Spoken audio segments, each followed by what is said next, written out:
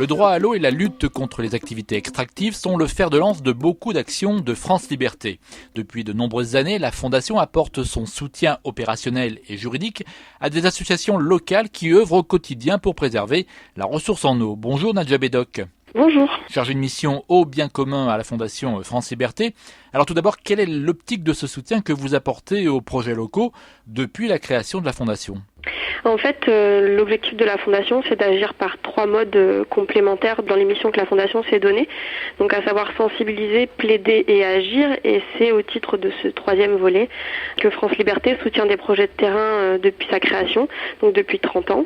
Et en fait, on a toujours adopté une relation à double sens dans ces projets de terrain, puisque l'objectif est évidemment de soutenir des actions d'intérêt général, mais également d'apprendre des concepts et des pratiques venus d'ailleurs en fait. Donc notre objectif est à la fois de défendre les droits humains et les biens communs du vivant, mais aussi de préserver les modes de vie et les savoirs traditionnels des communautés locales et de nous en inspirer le cas échéant. Alors en cette année 2017, vous avez choisi de soutenir plus particulièrement 4 projets en Équateur, en Uruguay, en Afrique subsaharienne et aux États-Unis.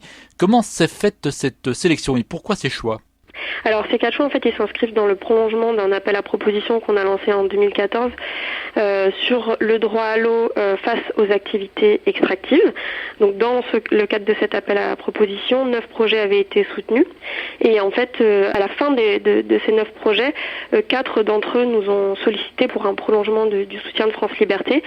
Cette demande nous a paru justifiée parce qu'en l'occurrence ces 4 projets étaient vraiment des projets qui avaient des objectifs de longue haleine, travaillent vraiment sur un changement profond politique sur leur territoire d'action.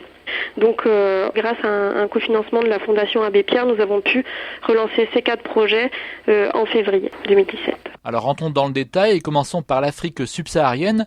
Vous soutenez la Gaïa Fondation qui s'est engagée dans un projet de formation et de sensibilisation des populations. Oui, c'est ça. Alors en fait, la Gaïa Foundation est un partenaire britannique, mais qui agit un petit peu partout dans le monde et plus spécifiquement en Afrique, afin de construire et organiser une société civile capable de résister à l'expansion massive des activités extractives en Afrique subsaharienne. Dans le cadre de la première phase du projet, donc qu'on a soutenu entre 2014 et 2016, il y a plusieurs supports en fait qui ont été réalisés, à savoir des rapports, des affiches, des vidéos, des guides de formation qui visaient vraiment à sensibiliser les acteurs locaux et à éclairer les impacts des industries extractives sur les ressources en eau au niveau local, régional et global.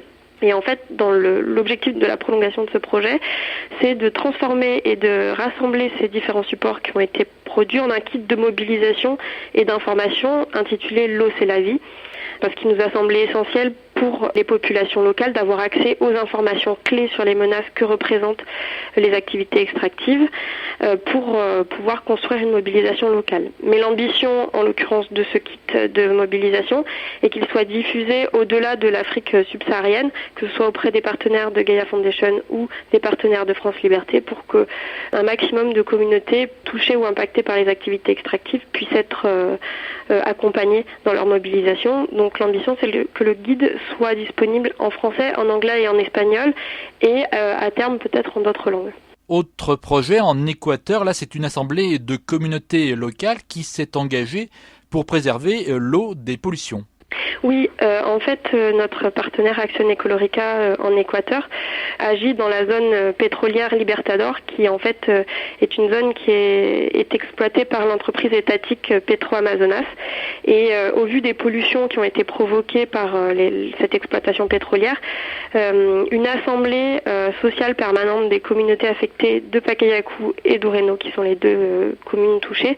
Donc cette assemblée a été créée et rassemble des délégués de 25 communautés, que ce soit communautés rurales ou peuples autochtones. Et en fait, le travail d'Action Ecolorica est d'accompagner cette assemblée pour permettre aux acteurs locaux de porter eux-mêmes leurs revendications et de s'affirmer comme un interlocuteur incontournable face à l'État et à l'entreprise dans les travaux les entreprises de réhabilitation des sols et des ressources en eau.